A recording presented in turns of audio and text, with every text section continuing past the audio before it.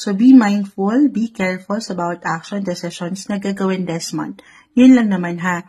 Be alert, focus, huwag magmamadali. As in Aries, may tendency na maging impulsive, minsan, reckless sa bawat aksyon. So, halimbawa, kung ito'y pera, meron kayong i-invest na something, meron kayong ilalabas.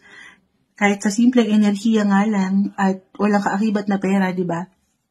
Pero, totoo naman, you should always know your business. Kung ano man yung papasukin nyo, huwag kayong magmamadali. Review, reflect, pag-aaralan muna ang bawat papasukin, lalo pa kung bago at may kaakibat na investment. Okay, yun lang naman. Hindi kailangan laliman. Or yun nga lang, wala tayong control kung ano man yung unexpected ganap na ito. So check nyo yung mga responsibilities nyo na may kaugnayan po sa kaperahan, sa kagalawan ng pera.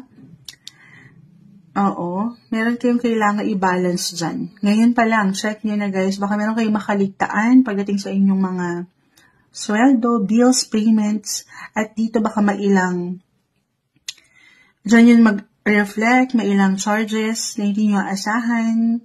So ayaw natin yun, ha? Meron bang travel ang ilan sa inyo? Or kung itong work nyo connected to travel, kahit sa simpleng pagpaplano or anything connected abroad, international, kahit sa simpleng yung communication, maaaring merong pag-connect rin po pagdating sa ibang bansa.